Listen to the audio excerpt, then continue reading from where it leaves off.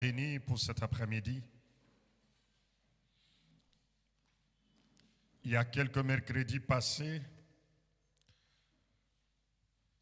où le Seigneur a permis que nous puissions commencer une série que nous avons eu à intituler Serviteur, un serviteur qualifié. Être un serviteur de Dieu, un enfant de Dieu qualifié. Dès le premier jour de l'entrée des Jeux, nous sommes donnés le devoir de définir quelques concepts clés. Bien sûr que nous n'allons pas revenir sur cela aujourd'hui. Et ensemble, nous avons compris une chose, que nous appelons serviteurs ici, ce n'est pas seulement ceux qui sont appelés ou les 5 dons ministériels, mais nous entendons par serviteur tout enfant de Dieu qui a accepté Jésus-Christ comme Seigneur et Sauveur et qui a pris la décision d'abandonner sa vie entre les mains du Seigneur et de marcher avec son Dieu au quotidien. Notre passage de base est le passage de Matthieu, Matthieu chapitre 25. Matthieu chapitre 25. La lecture part du verset 19 jusqu'au verset 21. Matthieu 25, 19 à 21. Je lis cela au nom de Jésus-Christ. Longtemps après, le maître de ses serviteurs revint et leur fit rendre compte. Celui qui avait reçu les 5 talents s'approchant en emportant 5 autres talents. Et il dit, Seigneur, tu m'as remis 5 talents. Voici, j'en ai gagné 5 autres. Son maître lui dit, c'est bien, bon et fidèle serviteur. Tu as été fidèle en peu de choses. Je t'ai conféré beaucoup. Entre dans la joie de ton maître. On peut continuer aujourd'hui, même jusqu'au verset 23. Celui qui avait reçu le 2 talents s'approcha aussi et il dit, Seigneur, tu m'as remis 2 talents. Voici, j'en ai gagné 2 autres. Son maître lui dit, c'est bien, bon et fidèle serviteur. Tu as été fidèle en peu de choses. Je t'ai conféré beaucoup. Entre dans la joie de ton maître. C'est lui qui n'avait reçu qu'un talent s'approcha ensuite et il dit, Seigneur, je ne savais pas que tu es un homme dur, qui moissonne où tu n'as pas sémé et qui amasse où tu n'as pas vanné. J'ai eu peur et je suis allé cacher ton talent dans la terre. Voici, prends ce qui est à toi. Le verset 26e. Son maître lui répondit, serviteur méchant et paresseux. Tu savais que je moissonnais où je n'ai pas sémé et que j'amassais où je n'ai pas vanné. Il fallait donc remettre mon argent au banquier et à mon retour, j'aurais retiré ce qui est à moi avec intérêt. Ôtez-lui donc les talents et donnez-les à celui qui a les 10 talents. Amen. Il y a quelques mercredis passés, nous avons eu à commencer cette nouvelle série intitulée Serviteurs qualifiés. Vous savez, le Dieu de la Bible a comme objectif non pas qu'il puisse perdre dans son investissement. Les jours où tu as accepté Jésus-Christ comme Seigneur et Sauveur, Dieu t'a doté des capacités. Dieu t'a doté des talents. Et en retour, il attend que tu puisses produire au centuple autant que ce qu'il a investi en toi. J'aimerais ouvrir une parenthèse, mes frères. Vous savez, le Dieu de la Bible, c'est un investisseur qui n'aime jamais perdre son investissement. Quand il investit, il attend en retour que ça puisse remporter et que cela puisse remporter au centuple. Je n'aimerais pas m'attarder ce soir sur l'histoire que nous connaissons tous. Il a laissé à celui-ci 5 talents, à l'autre 2 talents, au dernier 1. Et on a suivi la lecture. Le premier venait dire, écoute, mon maître, j'ai pu travailler et j'ai rapporté le 100% parce qu'il lui a confié 5. Lui a remporté 5 autres. Et le maître lui a dit, fidèle serviteur, entre dans la joie de ton maître. Le deuxième à son tour est passé, il lui a dit, tu m'as confié 2. Et j'en ai gagné aussi 2 autres. Il lui a répété la même phrase. Il a dit, bon et fidèle serviteur. Et celui qui a reçu 1, il dit, écoute, je sais que tu cherches à récolter là où tu n'as pas semé. J'ai eu peur et je suis allé cacher. Écoute-moi mon frère, que la peur ne fasse pas de toi un serviteur qui sera disqualifié un jour. Ne te laisse pas disqualifier à cause de la peur. Et Dieu t'a donné un don spirituel. Dieu t'a donné une capacité. Par exemple, pour toi, Dieu t'a donné l'hospitalité. Mais pour toi, tu t'es dit, non, à cause de la peur, je m'en vais cacher cela. Écoutez-moi, mon frère. Les talents avaient même potentiel, même capacité de production. Celui qui en est 5, il a à produire 5 autres. Celui qui a eu 2, il a produit 2 autres. Même période de temps, même résultat pour ceux qui ont réussi. C'est-à-dire que même celui qui a reçu qu'un seul talent, il pouvait aussi produire un autre talent. Ne sois pas complexé. Tu es serviteur. Dieu t'a donné la voix pour chanter. Ne sois pas complexé devant celui qui a le don, par exemple, de miracle. Mais ce que Dieu attend de toi au final, c'est de voir le résultat. Alléluia. Et nous nous sommes dit ceci, que pendant cet enseignement, on aura abordé 5 points. Le premier point, c'était les qualifications spirituelles. Qu'est-ce qui fait que quand on regarde la vie d'une personne, qu'on puisse dire que c'est un serviteur qualifié sur le plan spirituel? Ça, c'est le premier point. Le deuxième point, c'est sur le plan moral. Quand on observe une personne moralement, on peut se dire que c'est réellement un enfant de Dieu qualifié, un serviteur qualifié. Troisièmement, on a dit sur le plan humain. Sur le plan humain. La manière dont tu vis dans la société. On peut facilement reconnaître que celui-ci, c'est réellement un serviteur de Dieu, un enfant de Dieu qualifié. Et le quatrième point qu'on aura à voir, c'est le piège et les tentations qui sont liées à la vie de tout enfant de Dieu ou d'un serviteur de Dieu. Ça, c'est le quatrième point qu'on aura à développer. Et le dernier point, comme nous l'avons dit, nous parlerons sur les serviteurs et l'éternité. Dès les premiers jours, je me suis attelé d'y insister sur ce point en disant que si tu es un enfant de Dieu, tu es serviteur de Dieu, et que tu ne marches plus avec la pensée de l'éternité, sache qu'il y a quelque chose qui ne va pas. Il est important pour nous, chaque fois que nous marchons avec le Seigneur, de se rappeler que nous sommes que des pèlerins sur la terre et qu'un jour, nous quitterons cette terre et nous allons rentrer auprès de celui qui nous a envoyés sur la terre. Et quand nous rentrerons auprès de lui, il va nous poser la question de savoir comment est-ce que nous avons géré les quelques années qu'il nous a accordées sur la terre. Donc, tout enfant de Dieu conscient est censé marcher avec la pensée de l'éternité. Car la Bible dit, le monde et tout ce que dans ce monde passera un jour. Mais cette parole ne passera jamais.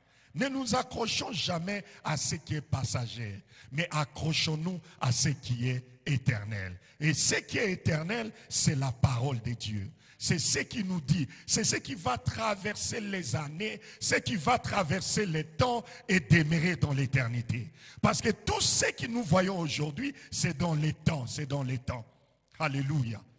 Donc il est important pour tout enfant de Dieu de marcher avec la pensée de l'éternité.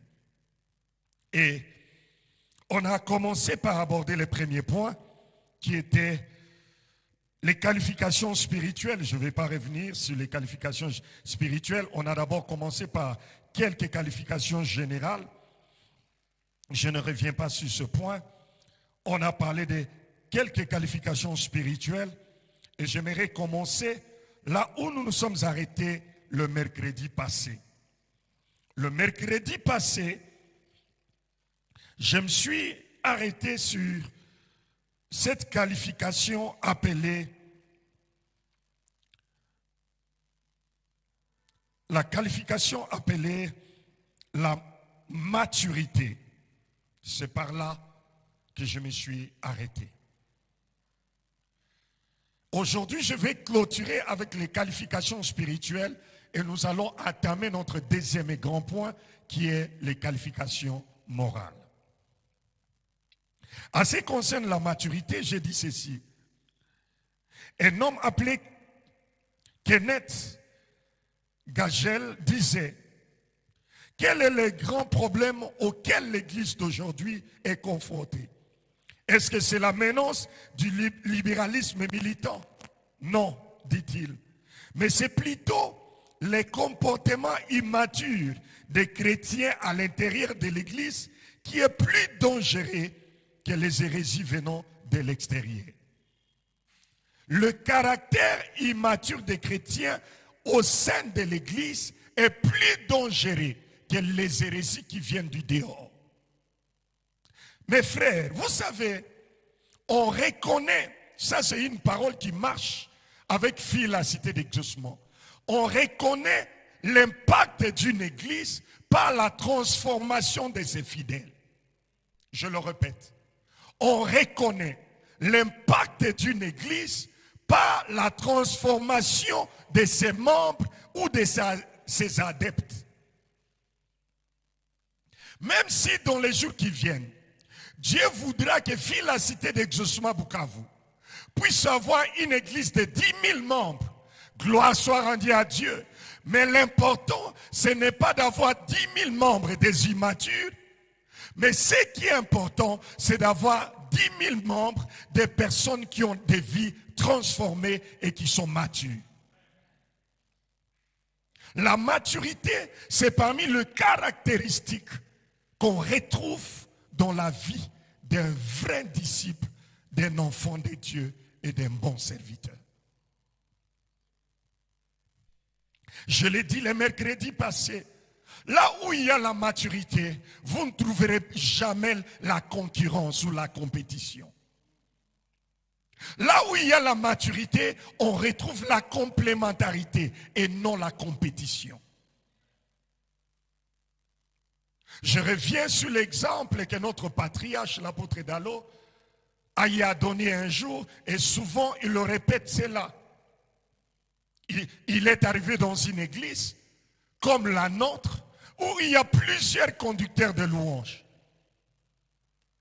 Et un dimanche, il y a eu un conducteur qui a conduit le culte et il a amené l'église dans la gloire. Pendant le moment de louange et adoration, il y avait des gens qui tombaient par terre, il y avait des démons qui sortaient. Et un autre dimanche, un deuxième selon les calendriers de l'église, où on sait, dès le début du mois, on sait que tel jour, c'est telle personne qui va jouer tel rôle. Un autre conducteur est monté. Il a conduit le culte lui aussi à son tour. Et voici ce qui se passe après le culte.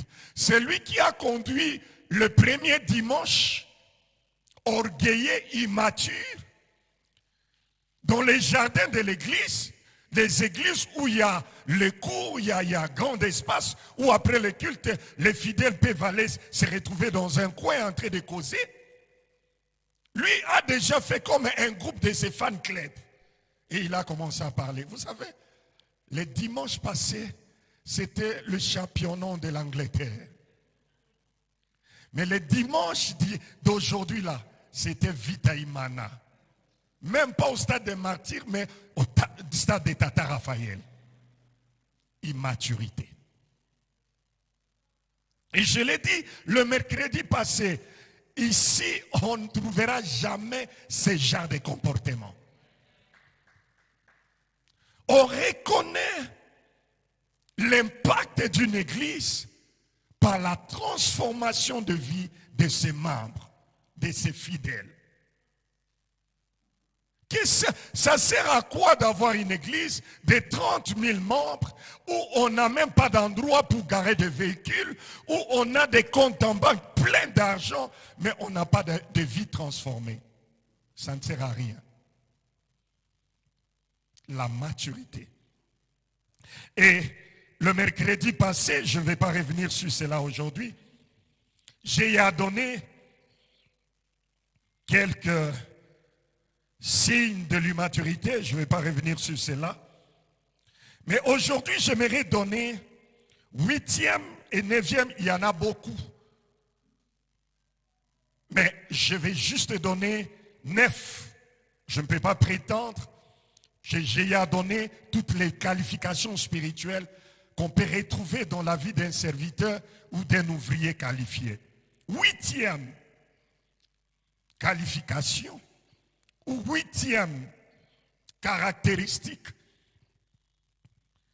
qu'on retrouve dans la vie d'un enfant de Dieu, d'un chrétien, d'un leader spirituel, d'un serviteur de Dieu qualifié. C'est un enfant de Dieu qui est concentré au service de son maître. Il est concentré et assidu au service de celui qui l'a sauvé et qui l'a appelé. Il ne se laisse pas distraire dans des racontards, des musiques. L'église n'est pas un club d'amis. L'église, c'est un cadre où Dieu permet afin que nous puissions venir nous préparer à l'éternité. Quand l'église commence à se transformer en un club d'amis, c'est là que l'ennemi commence à s'infiltrer petit à petit. Et vous allez quitter l'objectif principal qui est de vous préparer à l'éternité. Vous allez commencer à avoir des groupes, des petits groupes, des amis qui se racontent des histoires qui n'ont ni tête ni quai. Il est concentré au service. Nous allons lire dans le livre de Luc, Luc chapitre 9. Luc chapitre 9e, le verset 62. Luc chapitre 9, le verset 62. Du reste, c'est le dernier verset de ce chapitre. La Bible dit ceci. Jésus lui répondit, quiconque met la main à la charrie et regarde en arrière n'est pas propre au royaume de Dieu.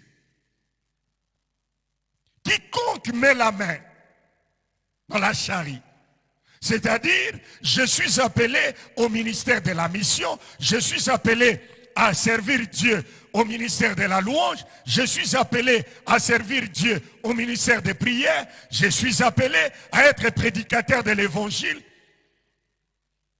Je mets la main dans la charrie. Mais au lieu de rester concentré sur l'œuvre, écouter la voix du maître et suivre les objectifs qu'il t'a fixés, tu es distrait, tu as la main sur la charrie bien sûr, mais tu regardes ailleurs. C'est-à-dire quoi? Tu n'es plus concentré sur Dieu, mais il y a autre chose qui commence à t'attirer. Là, ça devient un danger.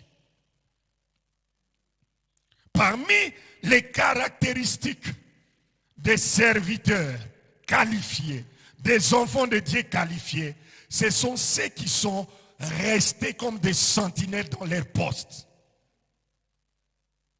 Il est concentré à faire l'œuvre de son maître. Il ne se laisse pas distraire par tout ce qui se passe tout autour de lui. Parce qu'il sait une chose, qu'un jour, le maître me posera la question sur l'œuvre qu'il m'a confiée, sur les dons spirituels qu'il a placés en moi, sur les capacités innées qu'il a placées en moi, sur l'intelligence et les capacités qu'il a placées dans ma personne. Parmi les caractéristiques, les qualifications d'un serviteur qualifié, il est concentré au service. Il est concentré à faire l'œuvre que son maître lui a confiée. Et là, Jésus parlait de façon imagée, mes frères. Il y a plusieurs passages. Deuxième passage, nous sommes dans le livre de 2 Timothée, que nous connaissons tous. C'est un livre que nous lisons presque chaque jour actuellement. Là où la Bible parle d'un soldat qui ne peut pas se faire enrôler avec ses propres frères. Et qu'on ne peut être couronné qu'avoir combattu suivant les règles établies. Vous savez, à ce qui concerne ce 8e point, je vais ajouter 2 points en appendice. Le deuxième, pour celui qui est concentré au service, c'est une personne de foi qui renonce à ses aises. Il renonce à certains avantages. Encore livre de Luc, chapitre, toujours 9e chapitre, le verset 58. Écoutez ce que dit la Bible.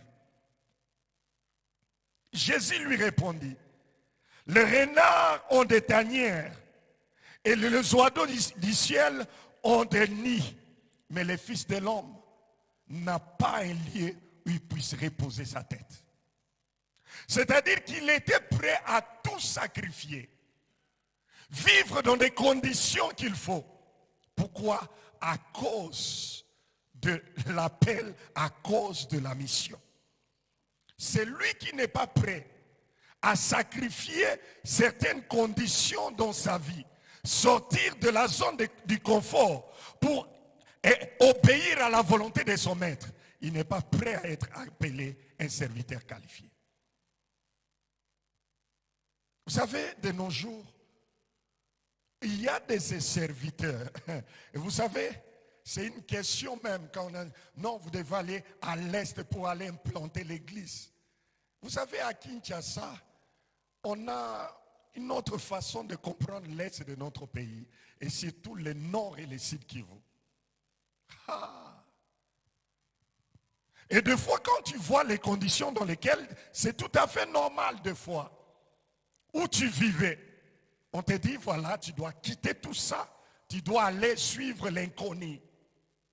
Oh, mon frère, il faut être celui qui accepte de mettre de côté tout ce qui est des fois des conforts et des avantages pour pouvoir faire la volonté de son maître. Tu veux vivre la main de Dieu dans ta vie, sois prêt à tout abandonner pour répondre oui à l'appel de ton maître. Deuxième appendice que j'aimerais, et à ce qui concerne ce point, si l'on veut accomplir l'œuvre à faire, il faut souvent se lever tôt et se coucher tard, renoncer des fois à la télévision, renoncer à l'internet. Vous savez, pour servir Dieu des fois, tous ces hommes que nous voyons dans le ministère, dans les marches avec Dieu, qu'ils ont un grand ministère. Écoute-moi, cherche à connaître qu'est-ce qu'ils ont comme discipline personnelle avec Dieu pour qu'ils arrivent là où ils sont arrivés. J'ai lu l'histoire d'un homme de Dieu, un Africain, qui, des fois, lui, il commence sa journée à 4 heures du matin. 4 heures du matin, il est debout. Pendant que d'autres sont en train de ronfler, lui, à 4 heures, Il a déjà arrêté le sommeil, il a pris le temps de prier, de se laver, il se met au bureau en train de lire la Bible, et là sur place, vers 5h30, il ouvre son ordinateur, il répond aux mails, il fait tout, et à 6h pile, il doit démarrer le véhicule, parce qu'à 6h30, il doit être au bureau de l'église et commencer la prière avec tous les staffs, tous ceux qui travaillent tout autour de lui. Et comme c'est un grand, il reçoit des présidents pour des moments de conseil de prière, il reçoit des ministres, il reçoit des grands. Et ces genres de personnes, ils les reçoivent au bureau de l'église à partir de 23h. Et des fois, il peut rester jusqu'à 1h moins. De sacrifice. Le sacrifice dans la vie d'une personne, c'est parmi les choses qui nous poussent à reconnaître que réellement, cette personne-là se concentre à la tâche et à sa mission. Deuxième chose, à ce qui concerne le 8e point. Des fois, il renonce aux considérations des hommes. Il renonce aux considérations des hommes. Qu'est-ce qui a tué l'église de mon pays? Les hommes de Dieu cherchent à devenir comme des vedettes. Où partout là ils passent, il faut qu'on puisse les acclamer. Vous savez, j'ai connu le Seigneur dans la cellule Maranatha, la première cellule de l'église de la Borne. Et celui qui perd à son âme le fait Jacques-André Vernon. Il a été pour nous, et peut-être même pour plusieurs générations après nous, un modèle pour toute sa vie. On nous racontera, Pasteur Dallot nous dira une histoire où il est allé l'accompagner quelque part. On l'a invité, il est allé prêcher quelque part. Et à la porte de l'église, les gens d'église où dès que l'homme de Dieu descend, il y a le protocole qui vient comme les gars de reprocher. Il faut arracher la Bible, il faut arracher ceci et les conduire, l'escorter. Chose bizarre, la réaction de papa Jacques-André Vernon. Il a dit non, merci beaucoup ma soeur, je mets deux mains, je vais porter mon sac et ma Bible. Mais nous de cette génération, il y a eu un homme de Dieu qui a été invité quelque part. On l'a présenté. Non, c'est un serviteur de Dieu qui vient de tel endroit et c'est lui le canal par lequel Dieu va nous parler aujourd'hui. On l'invite. Dès qu'il monte, il dit, écoute, tu n'as pas bien présenté. Je suis docteur en théologie. J'ai une église d'autant de membres. J'ai autant d'années dans les ministères. Futilité. Et ça n'a rien à voir avec le salut des âmes et le royaume de Dieu. On aime plus les honneurs. Mais une personne qui est réellement concentrée à ce que Dieu lui a appelé, des fois, il met ces histoires-là de côté. Ce n'est pas important. Ça n'a rien à voir. C'est pourquoi il y a des gens qui courent derrière les titres. Archi et docteur ou ceci, cela. Papa, reste toi. Prêche l'évangile simplement et laisse Dieu se glorifier. Nous allons lire quelques passages à ce qui concerne ce point avant que l'on puisse passer à autre chose. Nous sommes dans le livre de Galates. Galates chapitre 1er, le verset 10e. Galates chapitre 1er, le verset 10e. Et le deuxième passage, on peut commencer même par le deuxième. 2 Corinthiens chapitre 12, le verset 15e. 2 Corinthiens chapitre 12. 2 Corinthiens chapitre 12, le verset 15. La parole de Dieu dit ceci. 2 Corinthiens 12, 15. Pour moi, je dépenserai très volontiers et je me dépasserai moi-même pour vos âmes. disais-je, en vous aimant davantage et être moins aimé de vous. Vous écoutez ce que Paul dit? Il dit, il peut même se dépasser. Le passage de Galates que j'avais donné, vous pouvez aller même lire cela à la maison. 8e point pour clôturer avec les qualifications spirituelles ou les caractéristiques spirituelles, c'est être rempli du Saint-Esprit. Être rempli du Saint-Esprit. L'œuvre de Dieu, mes frères, on ne fait pas l'œuvre de Dieu. Le royaume auquel nous sommes est avant tout un royaume spirituel. C'est lui qui est rempli de l'Esprit. Parmi les caractéristiques, un serviteur qualifié, un enfant de Dieu qualifié, un leader qualifié est censé être rempli du Saint-Esprit. Un homme a dit ceci: un leadership spirituel ne peut être exercé que par des hommes qui sont remplis de l'Esprit. Le leadership spirituel ne peut être exercé que par des hommes qui sont remplis de l'Esprit. Tu n'es pas rempli de l'Esprit de Dieu, ça risque d'être compliqué pour toi. Éphésiens chapitre 5. Éphésiens chapitre 5. Nous allons commencer par le verset 18 et nous irons jusqu'au verset 21. Écoutez ce que dit la Bible.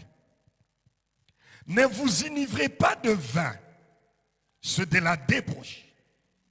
Soyons au contraire remplis de l'Esprit. Entraînez-vous par des psaumes et par des hymnes et par des cantiques spirituels, chantant et célébrant de tout votre cœur les louanges du Seigneur. Rendez continuellement grâce pour toutes choses à Dieu le Père, au nom de notre Seigneur Jésus-Christ. Vous soumettant les uns aux autres dans la crainte de Christ. Ne soyez pas ivres du vin, mais au contraire, soyons remplis de l'Esprit Saint. Vous savez, la présence du Saint-Esprit dans la vie d'un enfant de Dieu les distingue toujours. L'œuvre de Dieu est avant tout spirituelle. Et la marche dans le royaume de Dieu, c'est spirituel. Comment est-ce que tu peux me dire que tu es dans le royaume de Dieu, où tout commence dans le spirituel, et toi tu n'es pas rempli du Saint-Esprit? Tu n'es pas passé par ce qu'on appelle le baptisme, le baptisme dans l'esprit, être immergé dans le Saint-Esprit. Écoutez-moi mes frères, nous voulons avoir des vies chrétiennes victorieuses. Nous voulons marcher au quotidien dans la victoire. Nous voulons être des serviteurs de Dieu, des fils de Dieu qualifiés. Soyez remplis du Saint-Esprit. Le Saint-Esprit, c'est l'allié par excellence. Là où tu te dirais que non, voilà, je peux passer ici, mais le Saint-Esprit te dira, écoute, d'habitude tu prends cette route, mais aujourd'hui, prends. Même que c'est plus long, mais passe par là.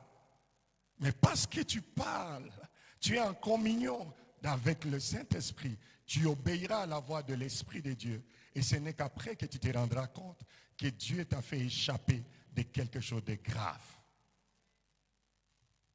Tu veux être un serviteur qualifié, un ouvrier qualifié. Demande à Dieu d'être rempli dans le Saint-Esprit. Sois baptisé dans le Saint-Esprit. Avec comme signe évident le prière en esprit, la prière en langue. C'est très important. La Bible dit ceci: celui qui prie en esprit est en train d'édifier, de bâtir son homme intérieur. La prière en langue, c'est un raccourci. Quand il prie en langue, les diables et tous ces acolytes deviennent sourds. Ils n'entendent rien. Et là, tu t'adresses directement au Père. La prière en esprit, c'est formidable. Il est important pour celui ou celle qui se dit être un enfant de Dieu, qualifié, un serviteur qualifié, d'être rempli par le Saint-Esprit. C'est une qualification indispensable, car l'œuvre de Dieu est avant tout une œuvre spirituelle. Je vais lire ce dernier passage et nous allons passer à notre deuxième grand point, les qualifications ou les caractéristiques morales d'un serviteur qualifié. Les derniers points pour clôturer, les qualifications ou les caractéristiques spirituelles. Nous sommes dans le livre de Luc, chapitre 5e, le verset 26. La parole de Dieu dit ceci. Tous étaient dans l'étonnement et glorifiaient Dieu. Remplis de crainte, ils disaient, nous avons vu aujourd'hui des choses étranges. Nous avons vu aujourd'hui des choses étranges. Celui qui est rempli par l'Esprit de Dieu et qui marche avec Dieu verra des choses étranges avec Dieu. Deuxième point, les caractéristiques ou les qualifications morales. Le passage de base pour ce deuxième grand point, nous sommes dans le livre de Matthieu. Matthieu chapitre 25e. C'est un passage qu'on avait lu apparemment. Du 19 au 21. Vous savez, mes frères, notre caractère et notre comportement découlent de notre vie spirituelle. Je le répète. Notre caractère et notre comportement découlent de notre vie spirituelle. C'est-à-dire, notre marche avec le Seigneur. Si quelqu'un est rempli de l'Esprit, cela doit se manifester par des fruits de l'Esprit et il marche selon l'Esprit. Je le répète. Si quelqu'un est rempli de l'Esprit, cela doit se manifester par le fruit de l'Esprit et il marche selon l'Esprit. Les 9 aspects du fruit de l'Esprit énumérés dans le livre de Galates, Galates chapitre 5, à partir du verset 22 jusqu'au verset 23e. Galates 5, 22 jusqu'au verset 23. Ne peuvent rester longtemps cachés. Paul dit aussi aux Galates, si nous vivons par l'Esprit, marchons aussi par l'Esprit. Cela n'empêche que nous puissions rapidement chercher à lire ces passages bibliques de Galates. Galates chapitre 5e.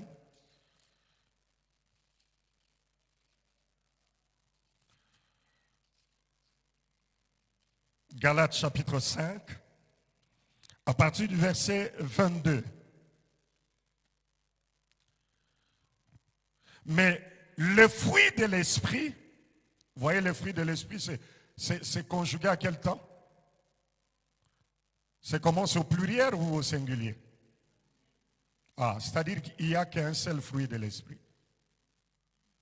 Et l'unique fruit de l'esprit, c'est l'amour. Vous allez dire, mais pasteur, c'est quoi? Tout ce que se cite après le fruit de l'esprit, qui est l'amour, c'est les différentes manifestations de l'amour. Nous lisons, mais le fruit de l'esprit, c'est l'amour, la joie, la paix, la patience, la beauté, la bénignité, la fidélité, la douceur, la tempérance.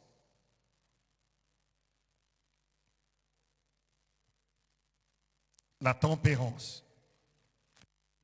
n'est pas contre ces choses.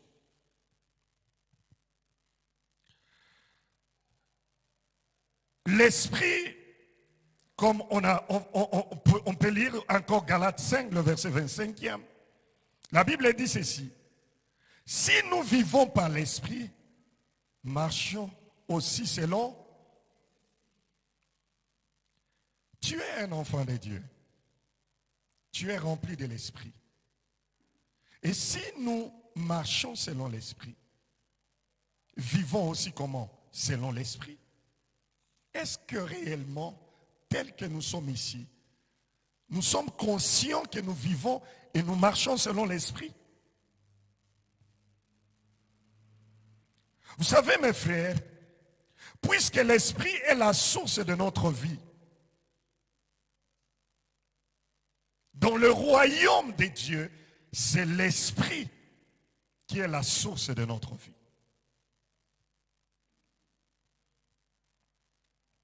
Nous allons examiner les implications du fruit de l'esprit dans la vie et les comportements des enfants de Dieu. Et quelques qualifications morales ou caractéristiques morales. Premièrement, le fruit de l'esprit qui est l'amour. Le fruit de l'esprit, c'est l'amour. Je l'ai dit le dimanche passé, je le répète. Aimer, c'est penser à.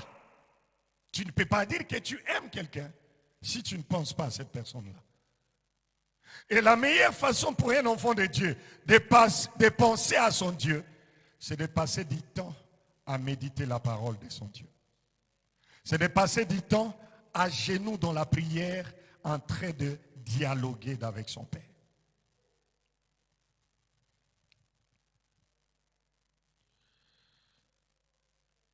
Aimer, c'est valoriser l'autre. C'est s'occuper de lui.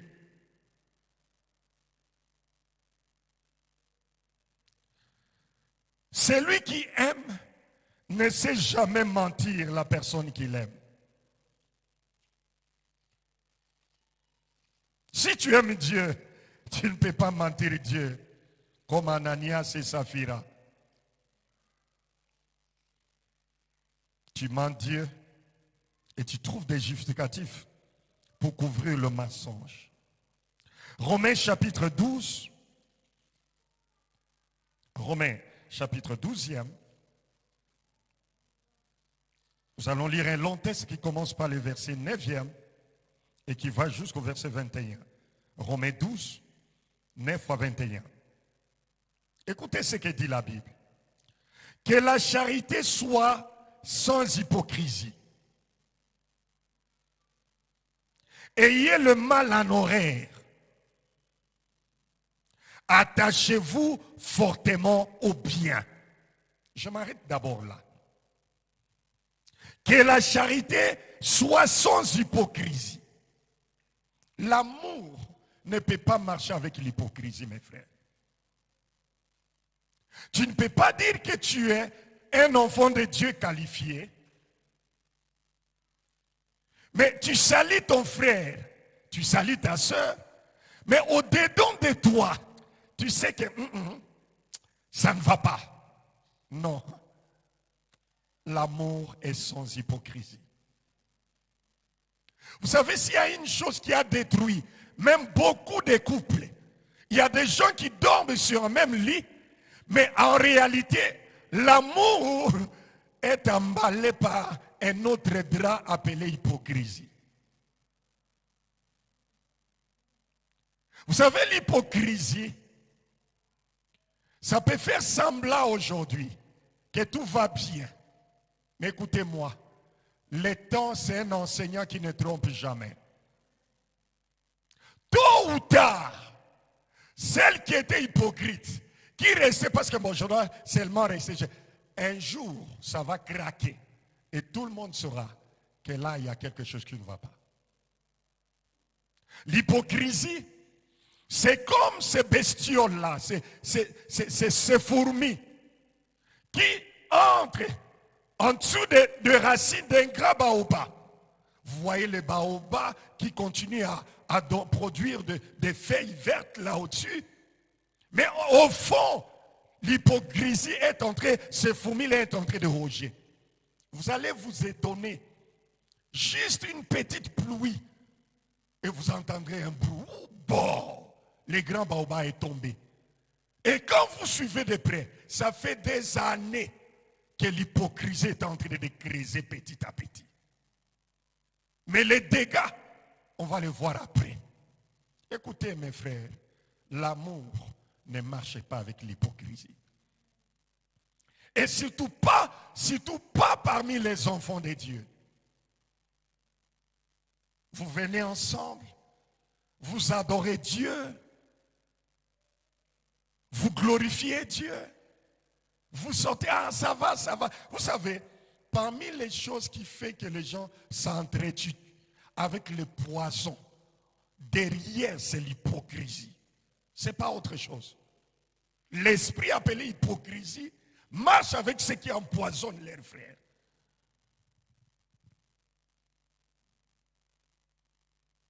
Comment expliquer? On t'invite quelque part par un de tes frères qui te sourit et vous êtes en pleine fête. Vous êtes en train de danser et tu laisses ta bouteille, même pas 5 minutes, bouteille sabotée. Mais c'est la même personne avec qui vous souriez. L'amour ne marche pas avec l'hypocrisie. Et c'est un esprit qu'il faut chasser parmi les enfants de Dieu. Vous savez qu'est-ce que dit la Bible? La Bible dit ceci. Quand il y a un problème entre toi et ton frère, et que bientôt là, quand la personne qui fera les communiqués passera ici pour donner les annonces et qu'on puisse donner les offrandes, et que tu te souviens que tu as un problème avec ton frère, laisse ton offrande là. Cours rapidement t'amender. Arrange avec ton frère et viens reprendre ton offrande et place ça dans le panier. Mais qu'est-ce qui se passe chez nous?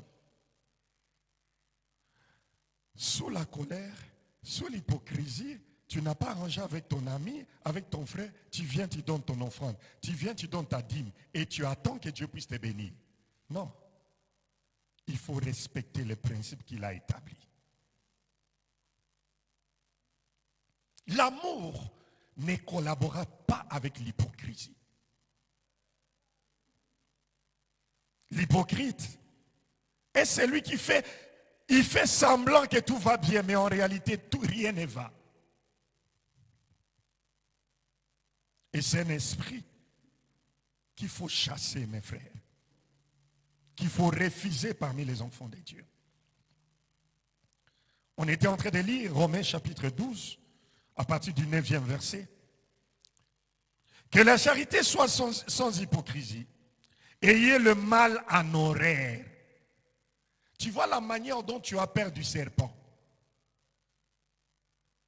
Tu as peur de la souris. De la même manière, il faut avoir horreur du mal. Il faut éviter ça. Écoutez ce que la Bible dit. Attachez-vous fortement au bien. Vous savez, ça demande de l'effort. Ça demande de la persévérance, de rester attaché au bien.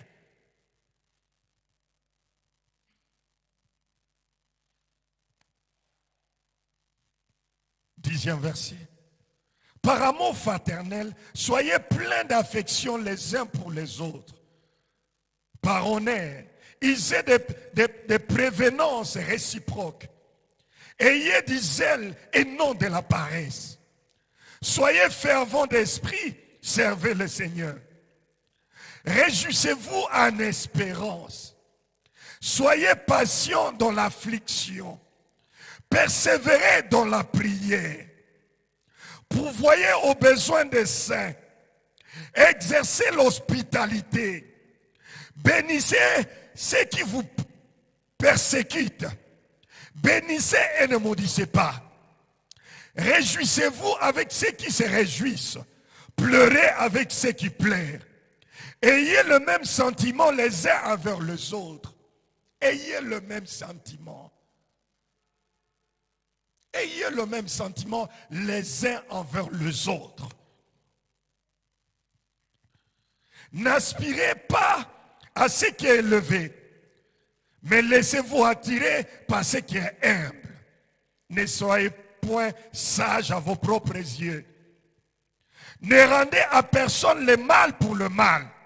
Recherchez ce qui est bien devant tout le monde. S'il est possible, autant que cela dépend de vous, soyez en paix avec tous les hommes. Ne vous vengez point vous-même, bien-aimés, mais laissez agir la colère, car il est écrit, à moi la vengeance, à moi la rétribution, dit le Seigneur. Mais si ton ennemi a faim, donne-lui à manger. S'il a soif, donne-lui à boire. Car en agissant ainsi, ce sont des charbons ardents que tu amasseras sur sa tête. Ne te laisse pas vaincre par le mal, mais surmonte le mal par le bien. Ne te laisse jamais vaincre par le mal. Nous sommes dans un monde pourri. La loi des talions. Dent pour dent, œil pour œil. Ça, ce n'est pas biblique, mes frères. Pour nous qui sommes enfants de Dieu, la parole de Dieu nous conseille de dominer le mal par le bien. Quelqu'un te fait du mal, ce n'est pas un problème. Fais-lui du bien. Et laisse Dieu te justifier. Autre chose, on a parmi ce qu'on a dû entendre. Deuxième de choses, la joie. Pendant quelques minutes, je vais me parler de la joie.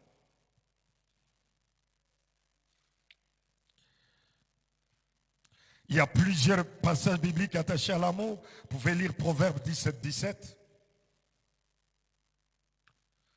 Vous pouvez lire 1 Thessaloniciens chapitre 2 à partir du 7e jusqu'au 8e verset.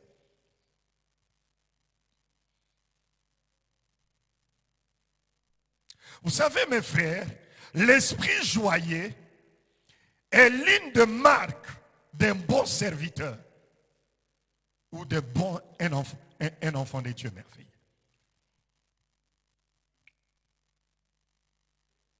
La joie, deuxième des choses, est le secret de la victoire sur les ennemis.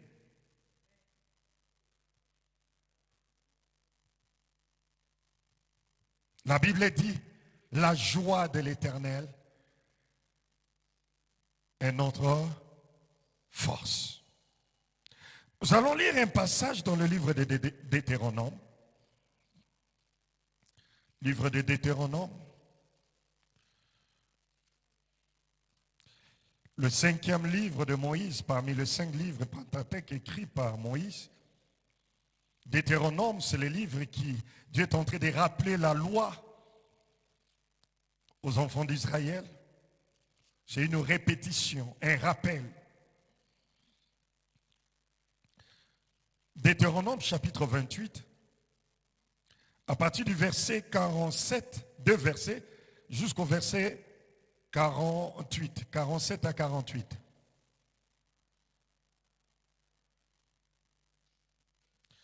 Pour avoir part au milieu de l'abondance de toutes choses, servis l'Éternel ton Dieu avec joie et de bon cœur. Pour n'avoir pas au milieu de l'abondance de toutes choses, servis l'Éternel ton Dieu avec joie et un bon cœur.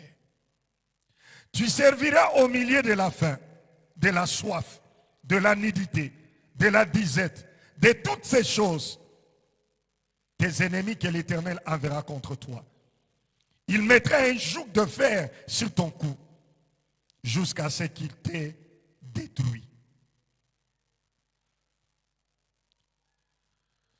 Un autre passage, pouvez-vous trouver cela dans le livre de Néhémie, chapitre 8, le verset 10e.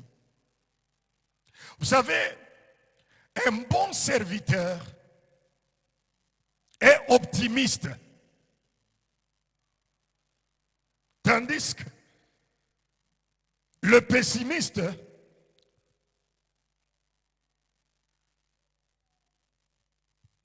voit une difficulté dans chaque possibilité. Un pessimiste, il voit des difficultés dans chaque opportunité, dans chaque possibilité plutôt. Un pessimiste voit une difficulté dans chaque possibilité. Mais un optimiste voit une possibilité dans chaque difficulté.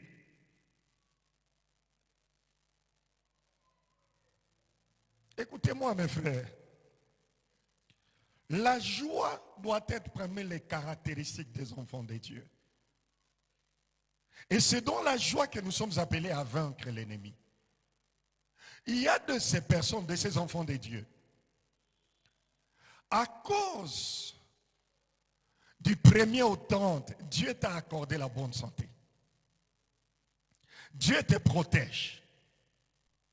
Mais à cause d'une petite chose, tu perds la joie, tu deviens aigri, et tu peux même mettre tout le monde mal à l'aise, ceux qui sont tout autour de toi. Ce n'est pas normal. Vous savez, nous qui sommes enfants de Dieu, nous sommes censés marcher en ayant l'assurance qu'il pleuve, qu'il neige. Comme l'a dit Job, mon Rédempteur est vivant, il s'élèvera les derniers. Il demeure confiant. La joie, c'est quelque chose que nous devons préserver, mes frères. Quand toutefois tu es avec quelqu'un qui, chaque fois que tu es avec la personne, il ôte ta joie. S'il te plaît, prie pour la personne. Parce qu'il y a quelque chose qui ne va pas. La joie, c'est très important.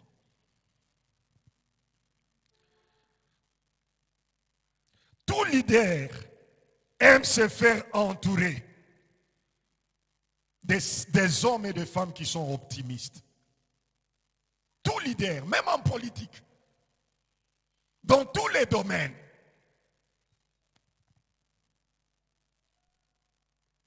Un vrai leader n'aime jamais s'entourer des gens.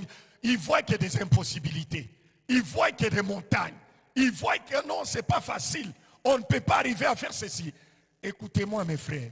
Si tu te racontes qu'en toi, tu ne vois que des impossibilités, des difficultés, sache très bien que tu risques d'être écarté des vrais leaders. Parce que tout vrai leader n'aime pas se faire entourer des pessimistes. Regarde l'attitude de David. Vous avez fait 40 jours, un incirconcis en train de vous humilier. Moi, je viens, le Dieu de ceux qui travaillent d'abord en secret, et qui réserve un jour, il va t'exposer, et le monde saura que tu as un Dieu. Il vient, il pose la question.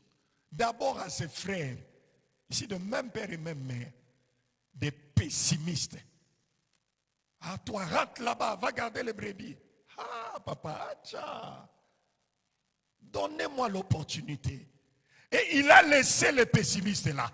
Il est allé, non, je dois aller chercher, écoute-moi. Si tout autour de toi, tu as quelqu'un qui aime te décourager, te dire que c'est impossible, te dire que c'est difficile, s'il te plaît, avec amour, avec sagesse, écarte-toi de cette personne-là.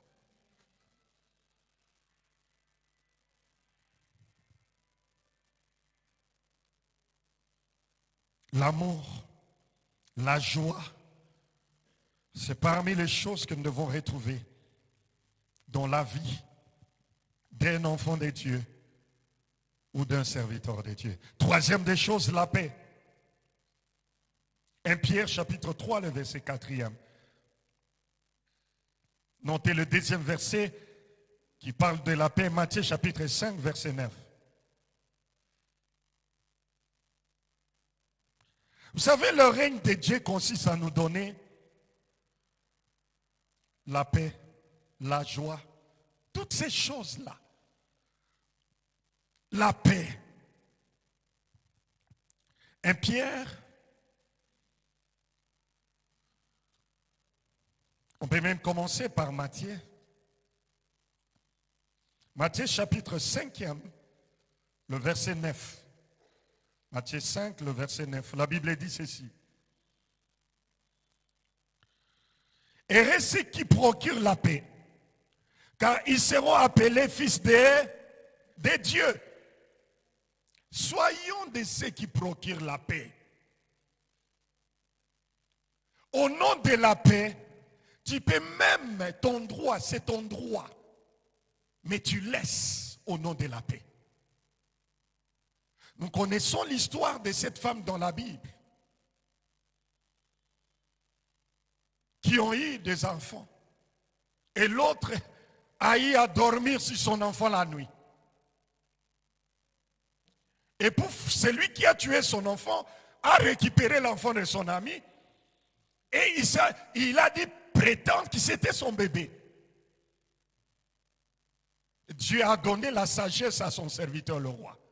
Il dit, écoutez, tu vas dire devant tout le monde, amenez-moi l'épée. On doit couper l'enfant en deux et puis on va donner les morceaux. La Bible dit ceci. Celle qui était la mère de l'enfant, elle a senti ses entrailles bouillonner. Elle a dit, donnez-la à l'enfant. Pour la paix, sois prêt à sacrifier. Même la raison, entre guillemets. Mais pour la paix, sacrifie cela. Accepte de devenir Yuma, comme dit les Quinois. Mais en réalité, tu sais que tu as honoré Dieu par ton attitude et par ton comportement.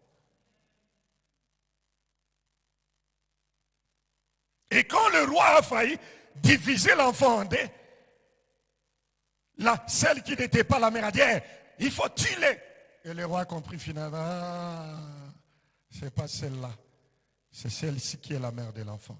Rendez-la à son enfant. Dans la vie, je l'ai dit le mercredi passé, celui qui cherche toujours avoir raison fait preuve de l'immaturité. Même dans un couple, quand un des conjoints aime toujours avoir raison, et ceux qui aiment avoir raison, ils ont toujours dit, le deuxième caractéristique, ils sont difficiles à demander pardon. Quand tu vois ça, c'est tout simplement que tu as affaire avec l'immature. Porte ta croix, ma soeur. Si c'est un homme qui est comme ça, tu l'as épousé, porte ta croix.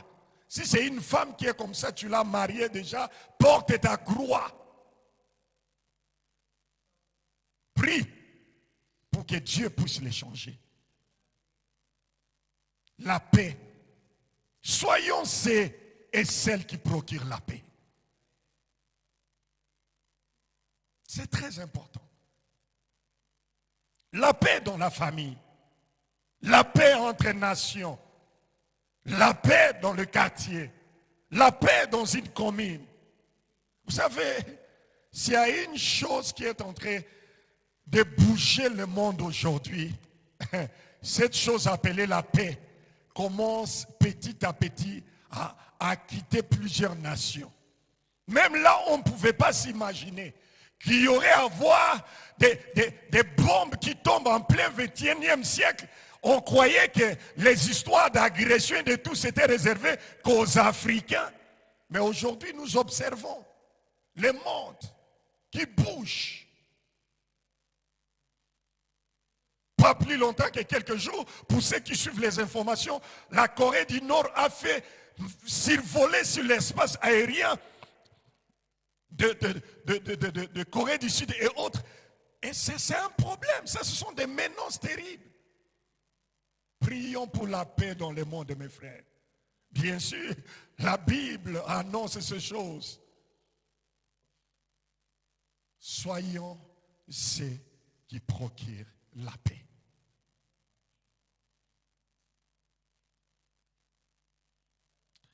Avant de pouvoir clôturer, je manque le temps pour parler de la patience. Mais cela n'empêche que je puisse quand même dire quelques mots concernant la patience. Quatrième chose, la patience. Le mot grec, c'est un mot compliqué, mais acceptez la prononciation. Makrothymia se traduisait autrefois par longanimité, c'est-à-dire bénéficiaire de la longue patience de Dieu à son égard. Vous savez, s'il y a une chose qui tue les chrétiens aujourd'hui, nous ne sommes plus patients et patientes l'un vis-à-vis de l'autre. La Bible dit que c'est lui qui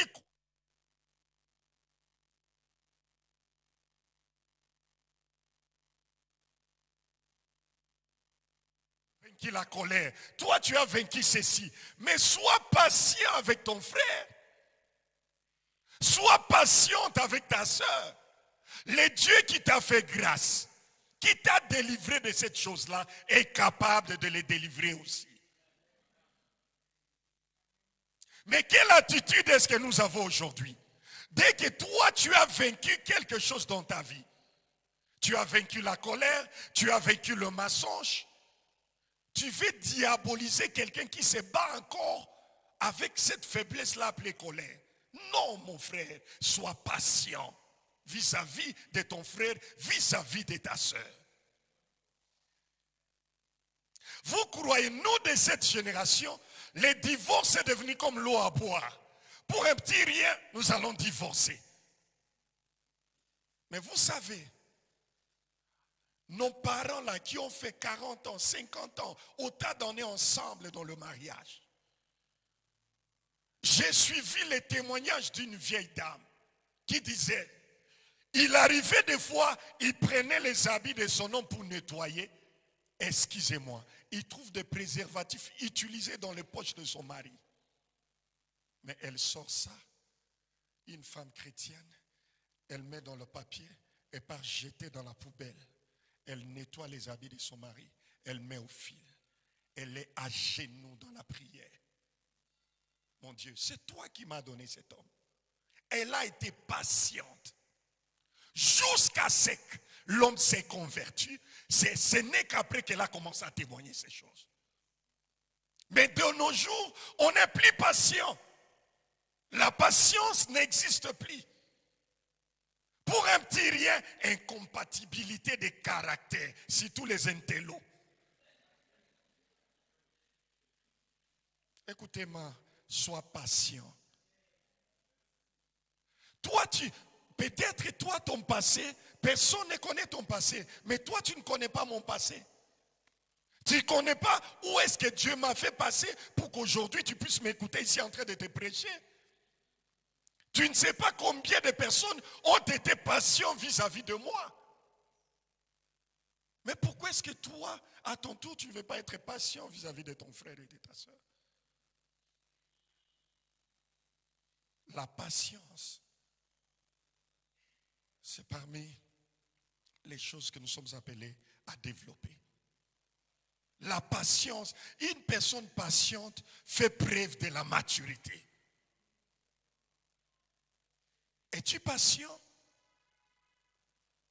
Ou pour rien, tu es prêt à casser le verre, à détruire de relations? Écoutez-moi, mes frères. Écoutez-moi. Ce n'est pas pour rien que Dieu a voulu. Il y a plusieurs personnes à Bukavu. Mais pourquoi est-ce que Dieu a voulu que ce soit vous qui venez dans cette église? À chaque endroit où Dieu réunit les gens, il y a des destinées qu'il a mis ensemble. Et la manière de te comporter vis-à-vis de ton frère, tu ne sais pas ce que Dieu peut faire par le canal de ces frères-là demain. S'il vous plaît, soyons patients les uns vis-à-vis des autres. Ne sois pas pressé à condamner ta soeur. Ne sois pas pressé à me pendre. La patience prouve que tu es mature. Et cette maman dira, si on a fait autant d'années, c'est parce que j'ai été patiente. Mais nous, en tout point de vue, quelqu'un peut, par manque de la patience, il est chef comptable. Là où il fallait écrire 6, il transforme 6, je ne sais pas par quel chiffre, tout simplement parce qu'il n'est pas patient. La Bible dit ceci, Dieu fait toutes choses bonnes à son temps. Toutes choses bonnes, il dit bonnes, pas mauvaises, bonnes à son temps. Que Dieu vous bénisse.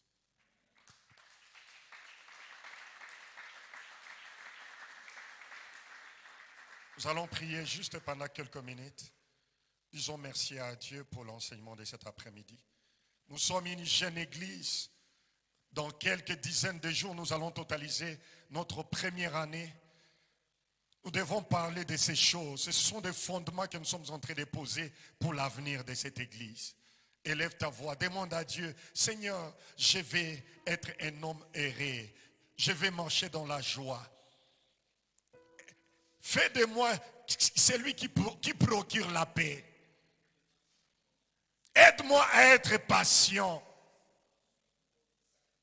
Est-ce que tu peux lever ta voix et commencer à prier pendant quelques minutes? Mais karebako shikeriaka maika. Mengarebako shakariaka maika. Mengarebako shikeriaka maika. Mekarebako shakariaka maika. S'il te plaît, éternel et Dieu, donne-moi un grand cœur, savoir supporter, être patient. Quel est ce berger qui ne peut pas avoir un grand cœur, qui ne peut pas être patient? Il y a plusieurs sortes de brebis. Il y a des brebis qui ont déjà maîtrisé la marche. Il y a des brebis qui demandent encore du temps, s'il te plaît. Je vais être patient.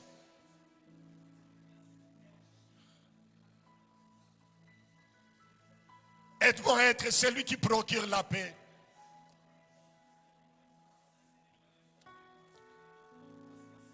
Mekarebako shikeria maika. Mengarebako shakaria maika. Meka shikereba bekaria. Meka shingereba bekaria. Change-moi, Seigneur. L'impact d'une église, c'est d'avoir des membres qui ont nos vies transformées. Si les vies ne sont pas transformées, on n'a presque rien fait. S'il te plaît, éternel et Dieu, je te bénis pour toute personne qui a suivi ce message. Ceux qui nous ont suivis en ligne, je leur recommande entre tes mains. Remets la paix dans cette maison, qui chaque soir, avant de dormir, il y a un sujet qui fait fuir le sommeil. S'il te plaît, éternel et Dieu, ta paix, Seigneur, ta paix, éternel et Dieu. Meka shikeria maika. Engarebako shakaria. Meka shikeria. Père, Nous te disons merci pour ce qui a été ce culte. Merci pour les quelques minutes qui nous restent. Laisse que cette parole puisse rester gravée dans nos esprits. Au nom de Jésus. Amen.